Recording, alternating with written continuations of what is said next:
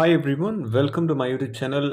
In this session, I'm going to give lecture on Shakespeare's A Midsummer Night's Dream. Before starting with the lecture, subscribe the channel and share with others if you like this. This play, A Midsummer Night's Dream, is a comedy play. Was believed as it was written between 1595 or 1596. It was set in Athens, which consists of several subplots, which revolves around the marriage of the king Theseus and Queen Hippolyta. One of the subplots involves a conflict among four Athenian lovers. The another, which talks about a group of six amateur actors who are rehearsing the play which they are to perform before the wedding. So these two groups find themselves in a forest, inhabited by fairies who manipulate the humans and are engaged in their own domestic intrigue. This play is said to be, one of most frequently performed play by of Shakespeare. Now let me list out the characters of this play. Theseus is Duke of Athens, and Hippolyta, Hippolyta, Hippolyta. She is a queen of Amazons. Then Aegeus, Aegeus, is the father of Hermia. Hermia is another character who was in love with Lysander. Lysander and Hermia, Hermia, Hermia, Lysandr, Lysander. These two are in love. Here, one more character, Demetrius. Demetrius, Demetrius, the suitor of Hermia. But Hermia is in love with Lysander. And here the other side, Helena, Helena, Helena is in love with Demetrius. Philostrate, Philostrate, Philostrate. And Philostrate is master of the revels, Revels, revels.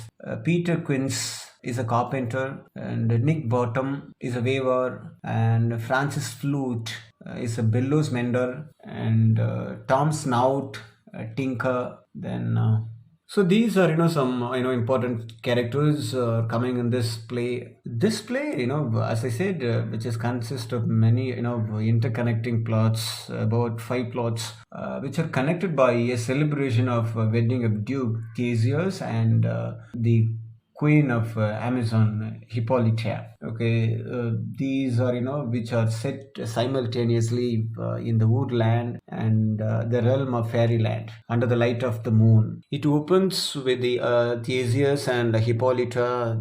They are 4 days away from their wedding. The Duke was not happy how long he has to wait, while Hippolyta thinks it will pass by like a dream. Theseus is confronted by Aegeus and his daughter Hermia, who is in love with Lysander. Is a resistant of her father's demand that she marry Demetrius. So the father Aegeus wants his daughter Hermia to marry to Demetrius, but she is in love with Lysander. So the father Aegeus, he invokes an ancient Athenian law before the Duke Theseus, whereby a daughter needs to marry a suitor chosen by her father. According to the Athenian law, the father has to choose the suitor for his daughter. Otherwise, she has to be killed. She has to face the death. But the Duke gives, another choice that she has to remain chastity, or she has to remain as nun, and has to worship the goddess Diana. She shouldn't get married till she gets died.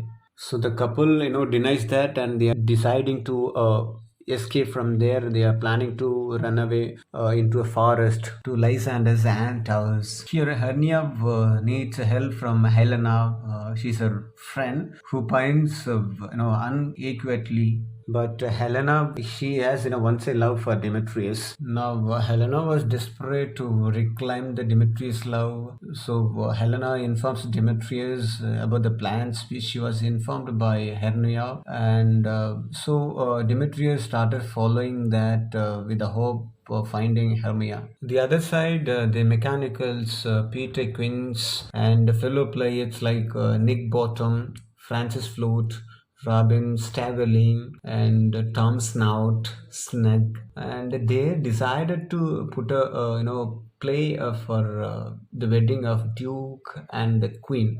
The Queen's reads the names of characters and bestows them on the players. Nick Bottom, this guy is playing the main role of the Pyramus. So the play is about the most lamentable comedy and most cruel death of Pyramus and Thisbe, Thisb. So Pyramus and Thisbe are a pair of ill-fated lovers whose story forms a part of Ovid's Metamorphoses. The story has since been retold by many authors. So Nick Bottom is playing the main role of Pyramus, who was over enthusiastic and wants to dominate others by suggesting himself for the characters of Thisbe, the lion, and the Pyramus at the same time. Now, Quincy insists that Bottom can only play the role of Pyramus. Bottom would also rather be a tyrant and recite some lines of Hercules. So, the Hercules is a Roman equivalent of the Greek divine hero Heracles, was a son of Jupiter and the mortal Alcmena, Alcmena. In classical mythology, Hercules is famous for his strength and his numerous far-ranging adventures. Bottom is told by Quincy that would do the lion so terribly as to frighten the Duchess and the ladies enough for the Duke and Lords to have the players hanged. The Quince, then ends the meeting by telling his actors at Duke's Oak we meet. The parallel plot line, Oberon, the king of fairies, and Titania, his queen, they have come to the forest outside Athens. Titania tells Oberon that she plans to stay there until she has attended the Theseus and Hippolyta's wedding. Oberon and Titania are estranged because Titania refuses to give her Indian, changeling to Oberon for use as his knight or henchman. Since the child's mother was one of the Titanians' whispers. Now, Oberon seeks to punish Titania. Now, he calls upon Robin Puck. Okay, a good fellow is shrewd and knavish sprite. In order to help him, the concoct magical juice derived from the flower called love in idleness, which turns from white to purple when struck by Cupid's arrow. When the concoctin is applied to the eyelids of a sleeping person, that person upon waking falls in love with the first living thing they pursue. He instructs Pug to retrieve the flower with the hope that he might make Titania fall in love with an animal of the forest and thereby shame her into giving up a little Indian boy. Now, suddenly, Helena and Demetrius enter.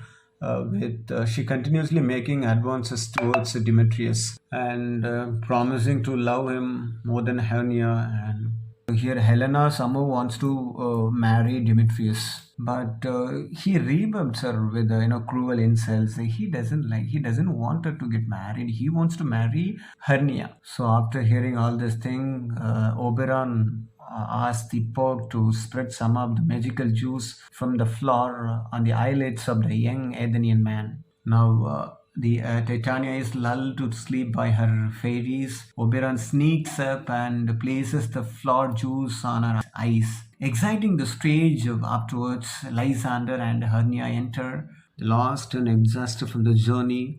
Hermia rejects Lysander's advances to sleep. To sleep together. The two lie down on different corners. Puck enters and mistakes Lysander for Demetrius. So Puck, pour the magical juice on the eyes of Lysander instead of Demetrius. not having seen either before. This guy hasn't seen before. This time, the Helena is coming across him, wakes him while attempting to determine whether he is dead or asleep. So, upon this happening, Lysander immediately falls in love with Helena. Helena, thinking Lysander is mocking her, runs away. She was thinking like this. Lysander follows her.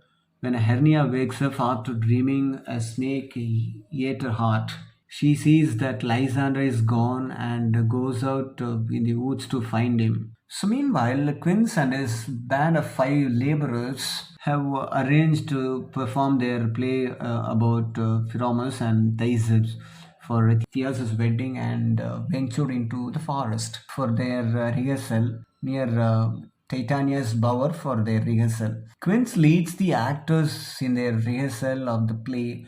Bottom is spotted by Puck, who transforms this head into that of a donkey. When Bottom returns for his next lines, the other workmen run screaming in terror. They claim that they are haunted, much to Bottom's confusion. Determined to wait his friends, he begins to sing to himself. Titania, having received a love potion, is awakened by Bottom singing and immediately falls in love with him. She lavishes him with the attention of her and her fairies. While she is in the state of devotion, Oberon takes the changeling boy. Oberon sees Demetrius still following Hermia. When Demetrius goes to sleep, Oberon condemns Puck's mistake and sends him to get Helena while he charms Demetrius' eyes. Upon waking up, he sees Lysander and Helena and instantly falls in love for her.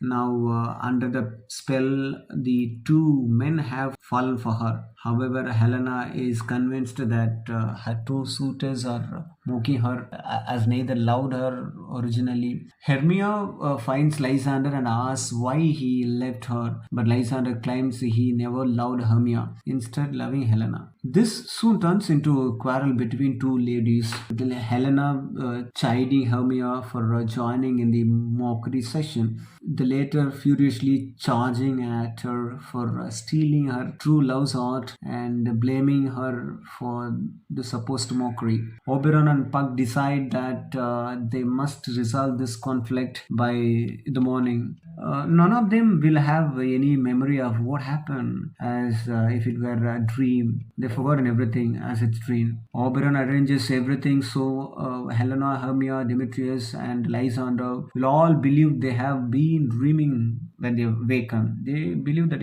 it has happened in dream. So Puck distracts Lysander and Demetrius from fighting over the glade. Once they fall asleep, Puck administers the love potions of Lysander again, returning his love to Hermia again, and cast another spell over the four Athenians lovers, claiming all will be well in the morning. Once they awaken, the lovers assume that whatever happened was a dream, not reality. Now, the Oberon has achieved his goals and releases Titania and orders Puck to remove the donkey's head from Bottom. The fairies then disappear, and Theseus and Hippolyta arrive on the scene. During the early morning hunt, they find the lovers still sleeping in the glade. They will wake up the lovers, and since Demetrius no longer loves Hermia, Theseus overrules Aegeus' demands and arranges the group wedding. The lovers at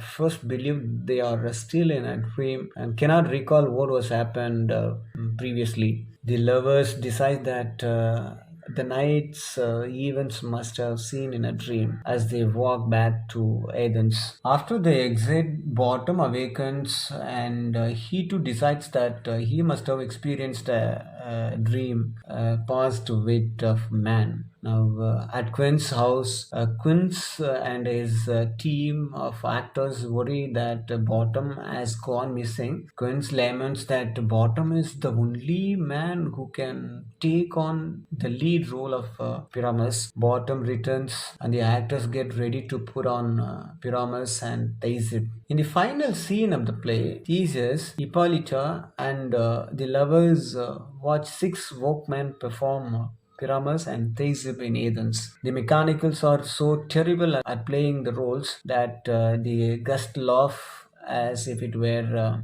meant to be comedy. Everyone retires to bed. Afterwards, Oberon, Titania, Puck, and other fairies enter and bless the house and its occupants with a good fortune. After all the other characters leave, Puck restores the amends and suggests that what the audience experienced might be just a dream. With this, the play gets over. Thanks for listening. Subscribe to the channel.